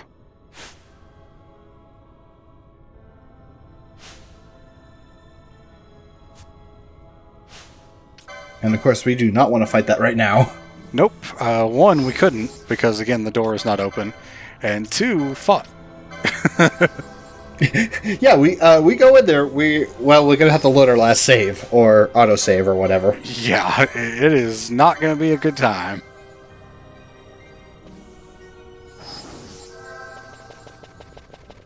Oh, and looking a little bit ahead, the Cheetah Uplands map is actually in Arcades. I kind of figured that's where it was going to be. Mm-hmm. Because, like, when you said Baffenheim, I'm like, wait, what? That's pretty far compared to the location of Uplands. I mean, it's not that far. It's just past Arcades. True. I mean, we're talking spoilers, I guess, if you want to be pedantic about it. I mean, if we actually want to be, like, real on the spoilers, there's an ending for this game. Yeah. Alright, and that was the final one of those doors, which opens up this pathway, I think. Or maybe it's something up ahead. Something like that. But either way, like we've been saying, we can't do it yet. But it's just a fun thing to show off, I guess. We can't do it, nor do we want to do it right now. Right, yeah. There is another boss here. Let's see, I want to set up some gambits before I go in here. And probably change my party around.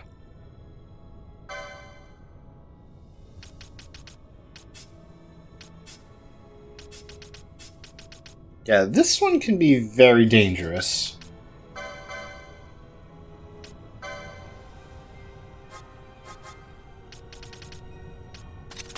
I don't have a lot of remedies for this, but I guess it's going to have to do. There is an interesting little tactic you could do as well. What's that? Revive kills zombie. Or the revive hurts zombie, I guess, or whatever. True. I don't think I have anyone that can use revive, though. Well, in this case, instead of revive, you just use healing spells. So you could cast Kiraga on it. Yeah. Or you could cast Regen to just damage it for the entire battle. Yeah, which is probably what I'm going to end up doing because of how I'm setting up my party. I don't know why I messed with Fran's gambits, because that was not correct. I can probably just have Asuna set up for Ash instead of using up more remedies. I actually did not want to open that door yet, but I guess we're going in. Uh-oh. Ariman is the name of this boss. Mm-hmm. And if my hint earlier wasn't a giveaway, this is an undead boss. It is susceptible to slow, it's weak to holy, and it absorbs darkness, as every undead usually does. And you can cast healing on it to hurt it. And the Sakura Sazuri that we got earlier is also a very good ninja sword for this, because it inflicts slow on hit, and since it's susceptible to slow, it's actually a pretty good weapon to use. Mm-hmm. Thank you for reminding me about that, because Pinello can cast slow.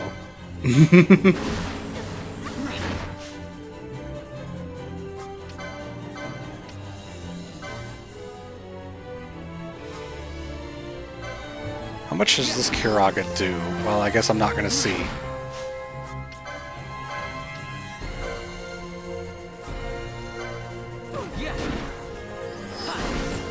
$2,000? Okay.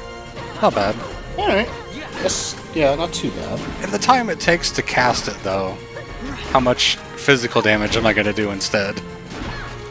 That's true.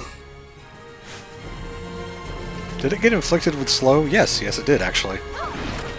Okay, perfect. And it has split up into some doubles, which I think I already took out, actually. Yeah, it likes to split up into multiple fuckers, because, yeah. Okay, I'm gonna take off the remedy gambits, because I'm not wasting remedies on fucking poison. There is no reason to do that.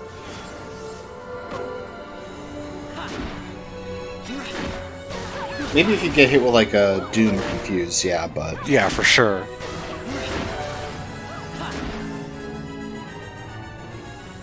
Yeah, if it splits up, it actually will not use one of its more powerful attacks, Mazer Eye, which does kind of hurt. On the other hand, you also have to deal with multiple enemies, too. True, though you can also use it to your advantage by, like, setting a gambit to target the one with the highest max HP. Mm-hmm. So you never hit the clones.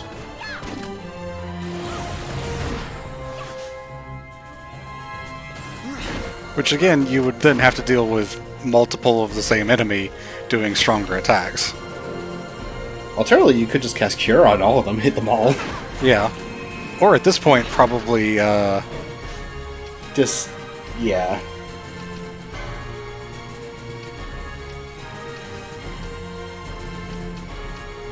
So the one that I hit with Regen and Slow is the main one. I'm surprised that the other ones just don't have it once it divides. Ooh, Ash is confused. That is unfortunate. That is extremely unfortunate. Ash, why are you confused? Wrestler is dead, you just have to move on. Wait, I don't think that's what she's confused about.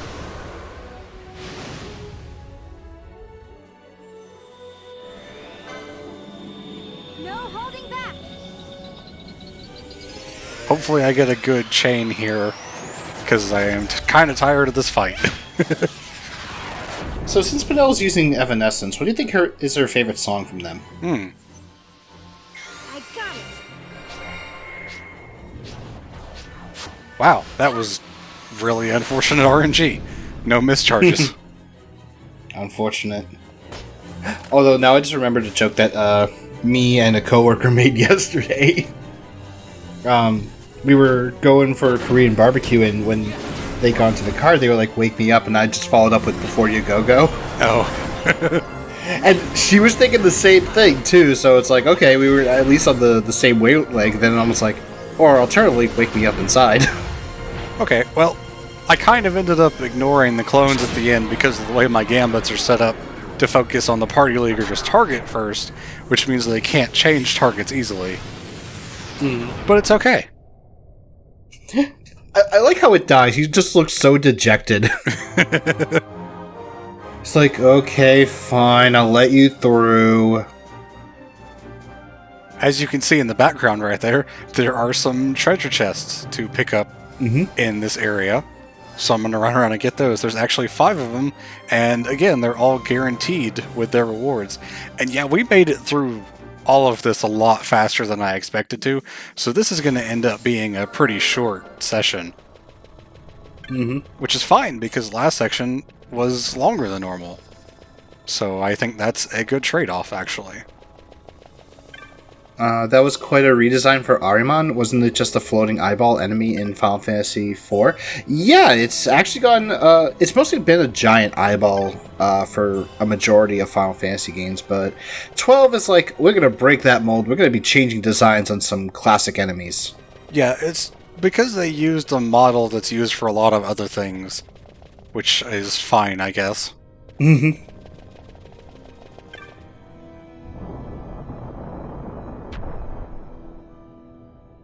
Also, Leogon pointing out earlier, I kind of forgot about this guy. Only boss that comes to mind here was the Mandragora gang, which I don't blame you. Yeah, for sure. Also, once again, hello, trap right when you enter the room.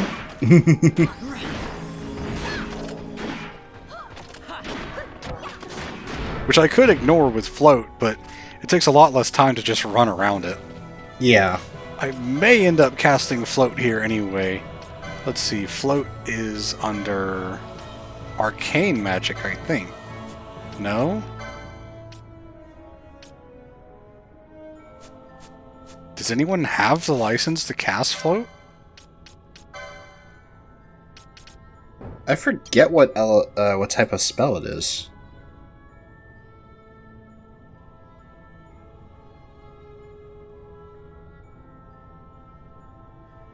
Oh, it's time magic. And doesn't look like Pinello has the license for it. Okay, so we need to switch over here and grab whatever it is. Yeah, there it is. There's the license. It kind of makes sense that it would be time magic, because even... I hate to bring it up again, Final Fantasy V had it as a time magic spell. Mm-hmm. And I hated it because I never got a time mage when I was doing my 4-job fiestas. I could spend some time to grab all my licenses considering I have a ton of points, but nah, I'm okay. Again, all of this is going to disappear very soon. So, bothering with licenses right before we end and this save file disappears into the ether is probably not worth the time.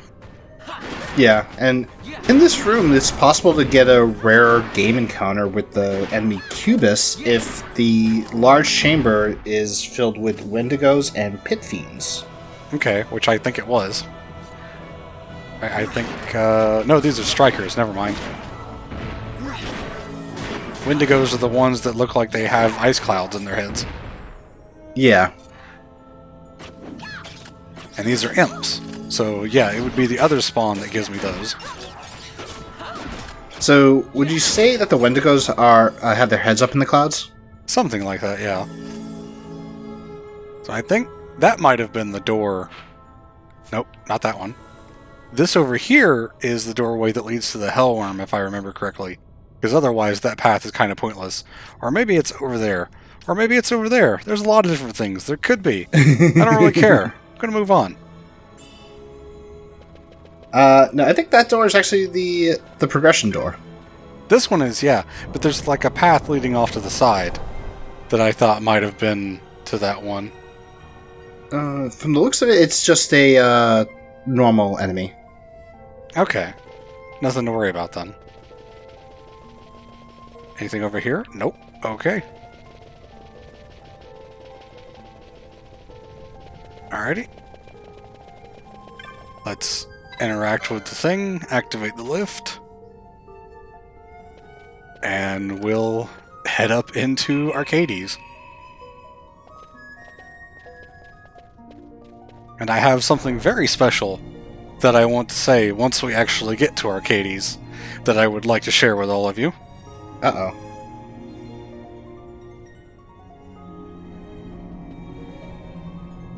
Once we actually make it into the area that is called Arcades, because I think this is still part of the palace, still part of the cave.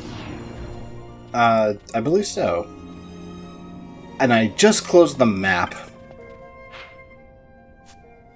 Trying to click on the tab and I click on the X. Good job, me. Let me make sure I grab this crystal. Again, even though the save file doesn't matter, do you want to make sure that you grab that teleport crystal, else you won't have one for the Sochin Cave Palace. Mm-hmm. Through here is our entrance into Arcades itself. So I will say to you all, welcome to Arcades Nuts! I've been holding that one for several hours.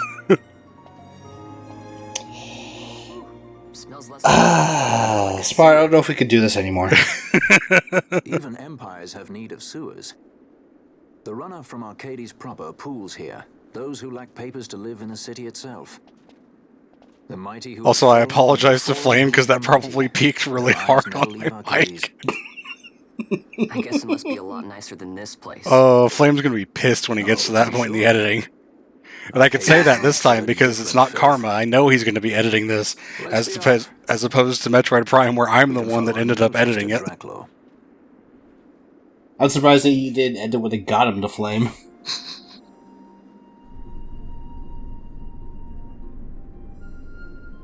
Yep. Alright, that is old Arcades, and there's a lot to do here.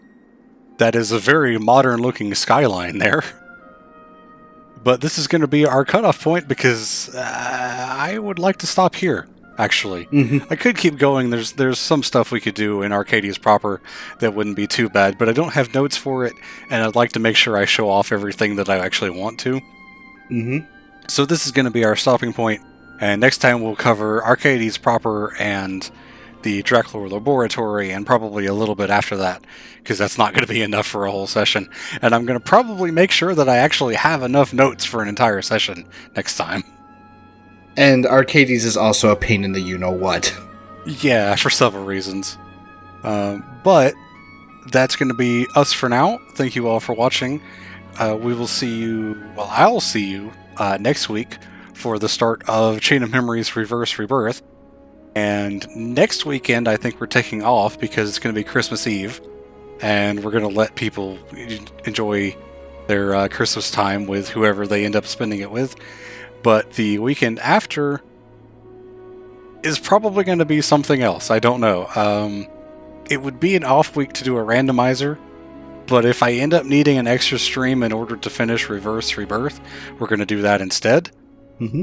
If I already have Reverse Rebirth finished by then, it might be a Metroid Prime 2 randomizer to go along with the Prime rando that we did last weekend. But we'll announce things as we get closer. I know what we're doing. So thank you all for watching, and we will see you next time. Take care, everyone.